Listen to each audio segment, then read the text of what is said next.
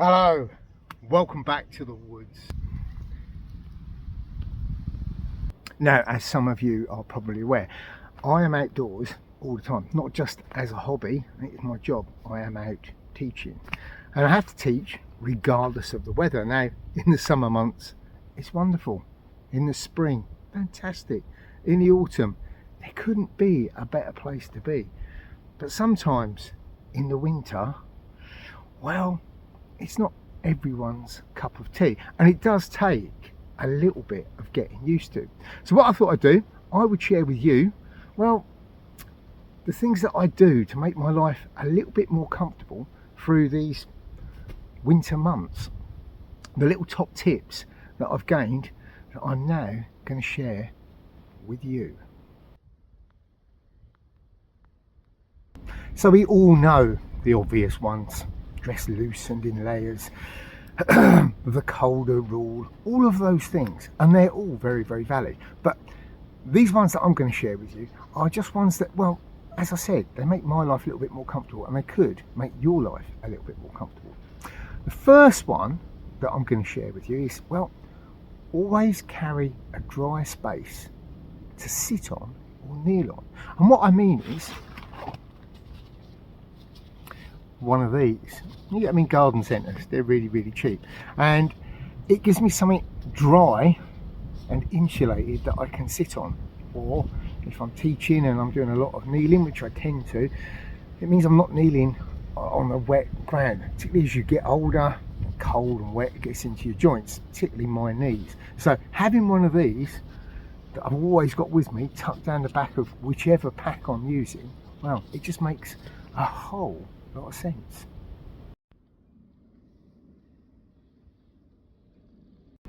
Now, while we are out in the woods in the winter, obviously our clothing protects us from the weather, but there's parts of our bodies that are continually exposed. Your face and your hands. So you need to look after those. Your face, well, it tends to be your lips more than anything.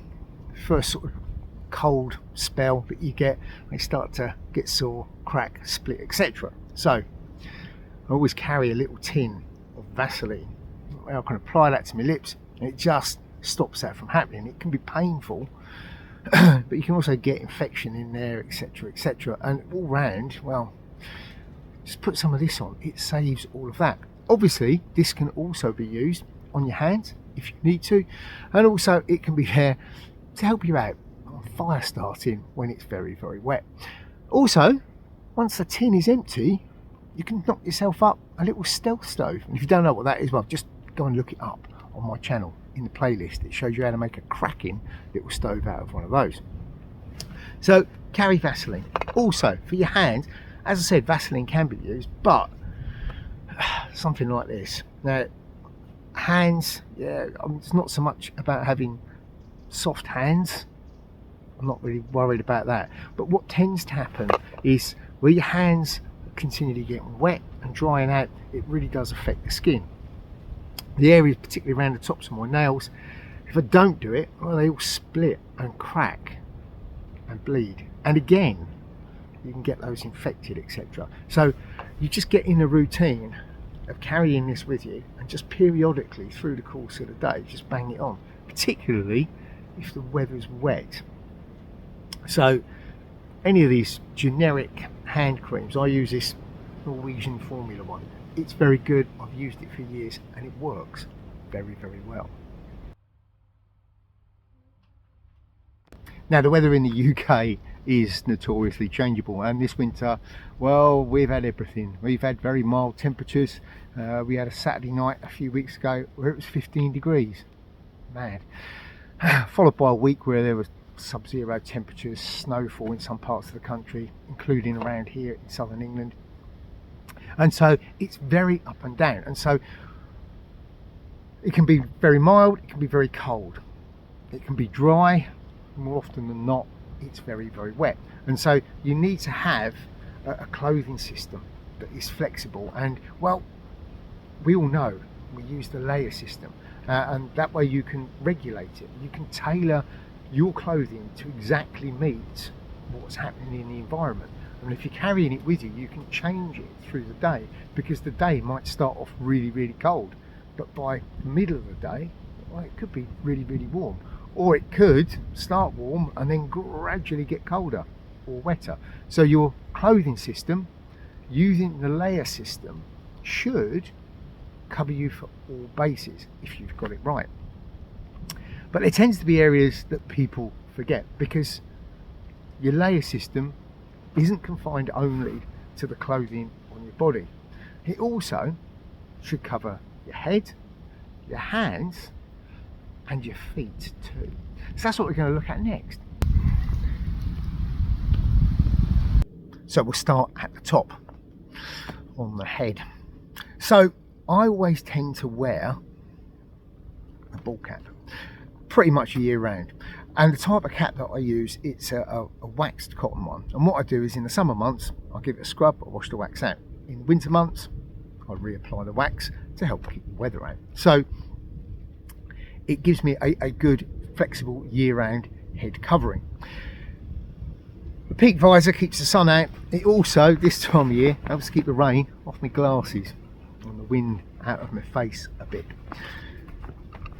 In my little bag that I carry, that's got spare windproof tops, all bits that add into my layer system, I always carry a spare daytime woolly hat, and I have one for sleeping in, which is a double layer one, and then I have this one, and this is a single layer. I think I got it from Bushcraft, and it's a lovely hat. It's a bit battered, some mice got in it, long story, but this combined with this make a very flexible system, because most of the time, well, I wear this. If it's really cold, then I tend to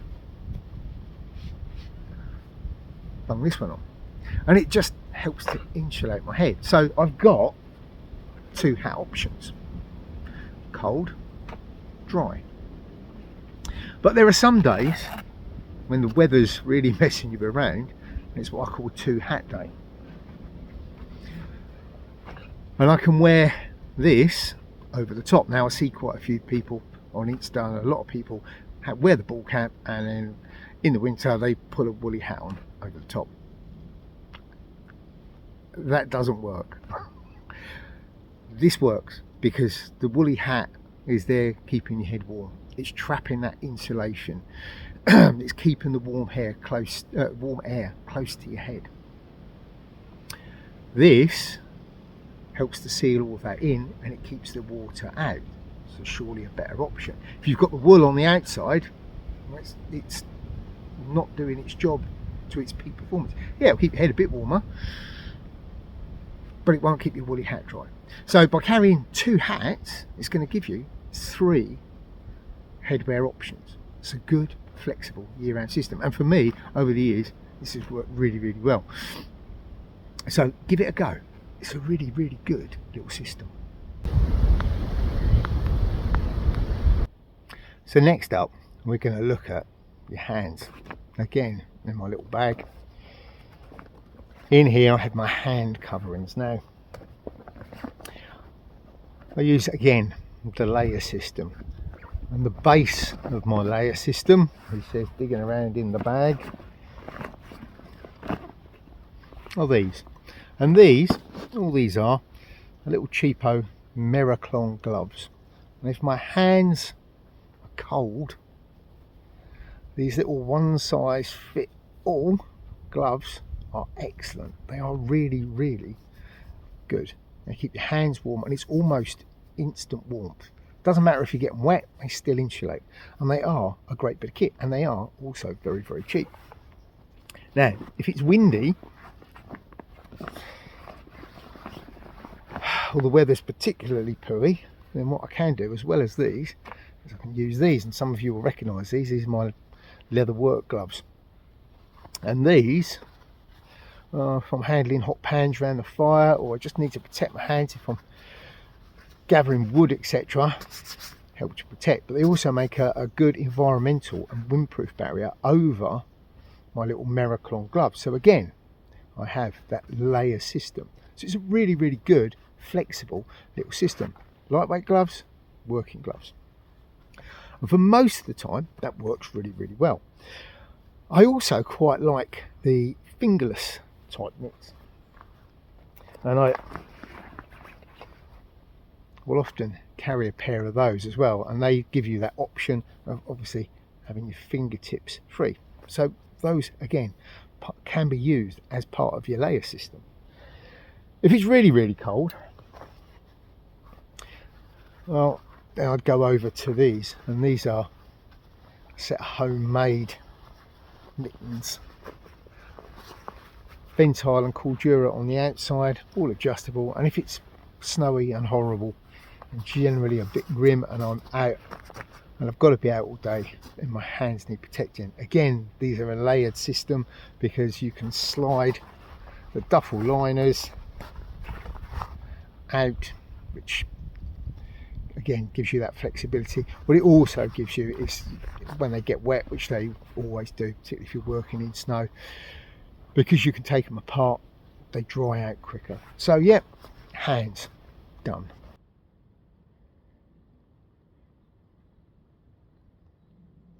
So next up, it's a bit that people tend to forget, is your feet, and looking after your feet in the winter. Now I tend to use a standard leather boot, either an Altberg or an Ituri patrol boot, but a basic boot, and I will use that if I can year round.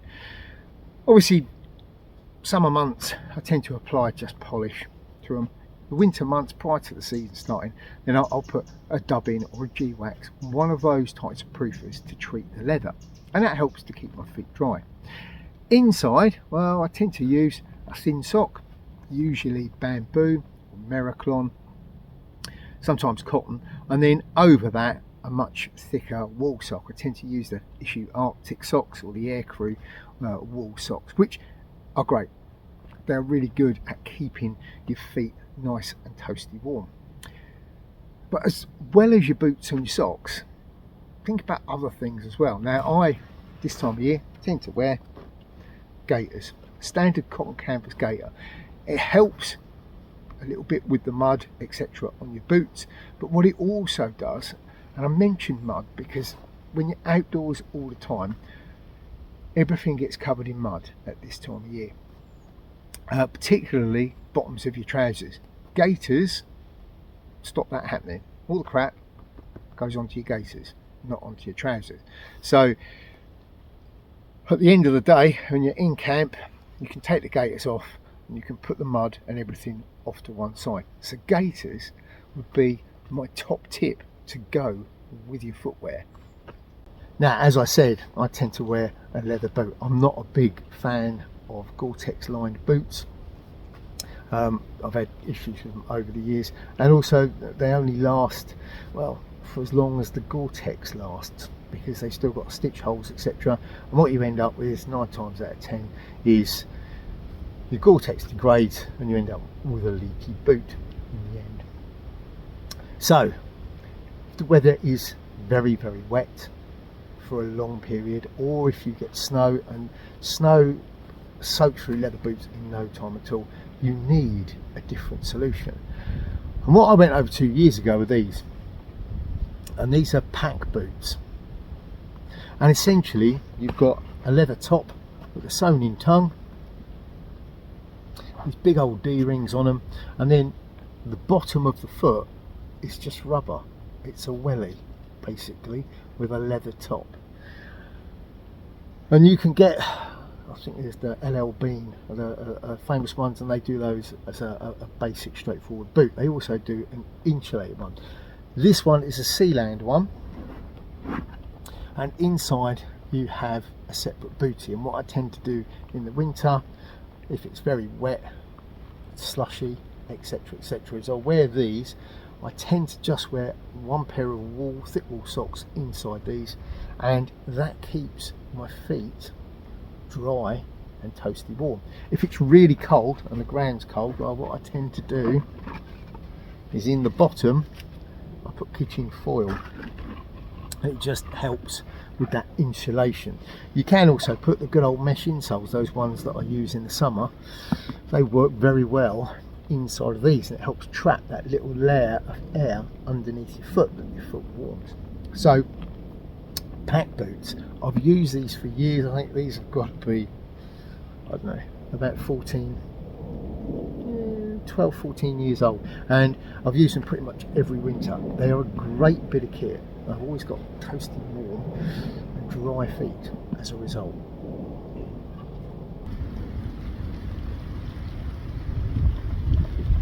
So my next little top tip, well, that's to do with your waterproof layer, because as I said, particularly in the UK at the moment, we seem to get periods where you get long spells of rain, days on end, where it rains.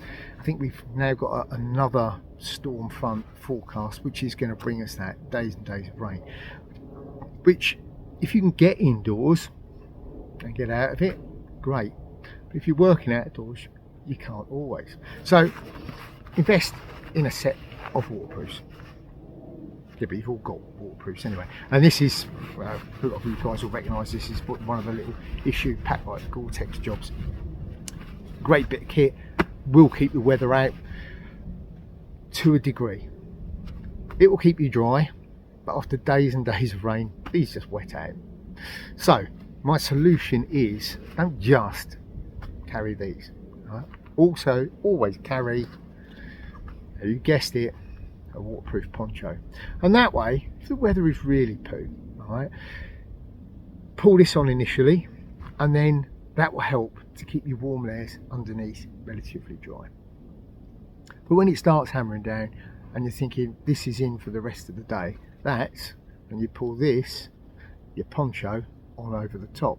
And using that double layer system really does help to keep the weather out when it's prolonged weather, because there's nothing worse than donning your waterproofs, 4 hours later, yeah, your waterproofs just can't cope with it anymore, and it starts running through. Unless you're using it, one of the Keeler jackets, in which case they will last an awful lot longer. But the vast majority of waterproofs, yeah, they keep the water out, but not indefinitely. So have that waterproof poncho that you can pull on over the top. It will help not only to keep the jacket dry, but it also can sometimes save you pulling on waterproof trousers as well. It will also, if you're walking, it'll also keep your pack dry as well. So yeah, invest in both waterproof jacket and a decent waterproof poncho.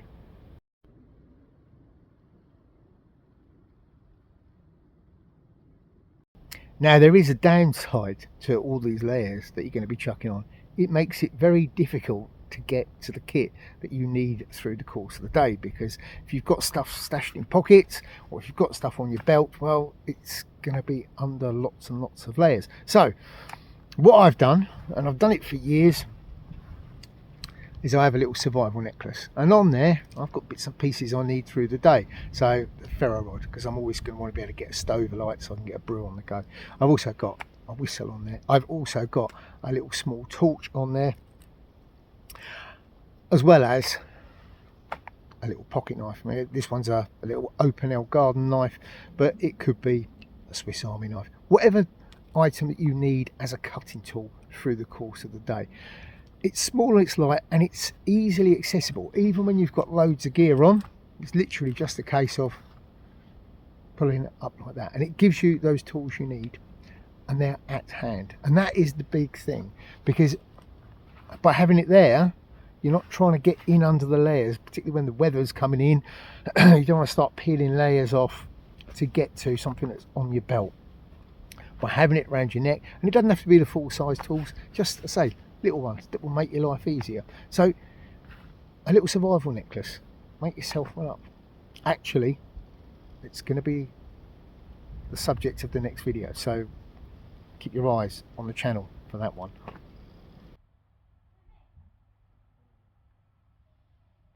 Now, we all know the importance of having the ability to make yourself a hot drink when you are out in the woods.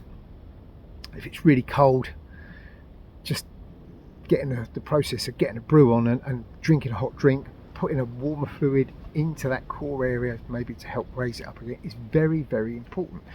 Not only physically, but also for your morale. So always have the ability to get yourself brew on the go. But also something I've found over the years is, why not carry hot water or a drink with you as well? That way, if the weather's really bad, you can get yourself a hot drink quickly. You can still get your stove on to top it up, and a lot of people I see carry petrol flasks, etc. And I've used a lot of those, and I've never found one that actually does the job, not to the level that I want it.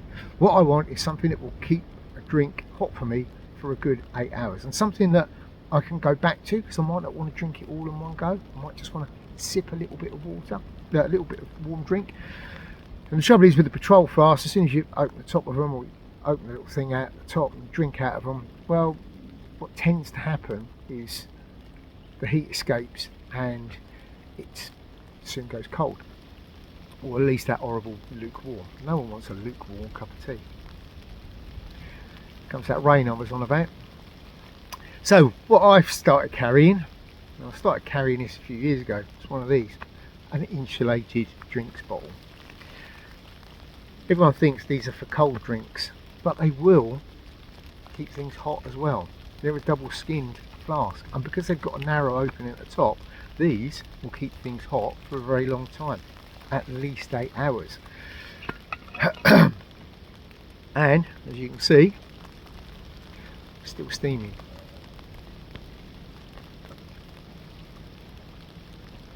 And still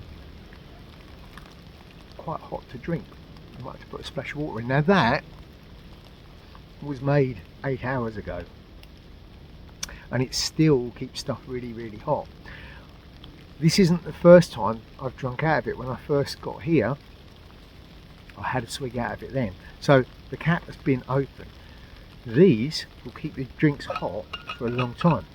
The other thing with these, and this is a show one that my missus got me, and I thought, oh, it's because it's that particular brand. It's not. A couple of my colleagues that I work with, they've got the cheaper ones that you can get in any supermarket that cost, well, I think Wilco's, God bless them, I think they were doing them for £3.50. And we tested the £3.50 one against this one. It was exactly the same. Why bother with a petrol flask that keeps your drink semi-hot? This will keep it piping hot, and it doesn't cost a great deal of money. You don't have to carry a made-up drink. I tend to keep a herbal tea or squash in there, occasionally chocolate, but you can just carry hot water, and then when you arrive on site you can get your stove on the go, boil some water up. While you wait for it to boil, you can use this water to make yourself a brew, and then when that water comes to the boil, tip it in, refill this up, so you've always got continual hot water. So these simple little flasks will be my last top tip.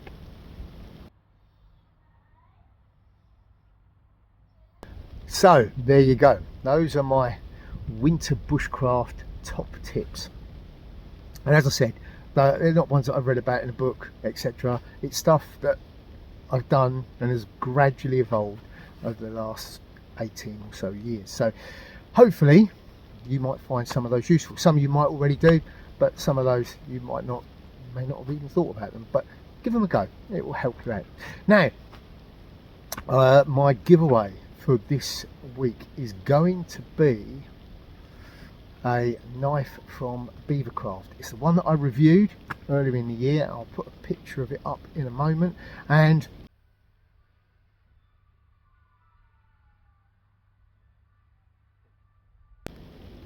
that one is going to be up. Now obviously for this giveaway you need to be over 18 years of age, and I will ask for proof. All you've got to put in the description box down below is Beavercraft. Alright, so just in your comments box, just write Beavercraft and I'm in, if you are interested in it. And it's a cracking knife. I enjoyed it. There's a couple of things that need tweaking on it, but overall it's a cracking knife, and certainly it would make a nice present for someone. So if you want to be in on that one, then just literally put Beavercraft I'm in the comments box down below. Now also in the description box you will find a link to my Etsy shop, and over there this week there's going to be a new run of guide haversacks. The other lot's just been finished and they will be in the shop this week, so keep your eyes on the shop and get in there and get yourself one of those. The next batch of stuff that's being made up, one I'm going to do a separate video on because it's something new, but the other one that is coming up is going to be some of my fire starter pouches, the bright orange ones that you wear around your neck that are all sealed up and lovely, etc., ready for all your firelight kit. So again, keep your eyes on the shop for those, and I will do you a little update video for those. Now I think that's everything. I've been Neil, and until next time, stay safe in the woods.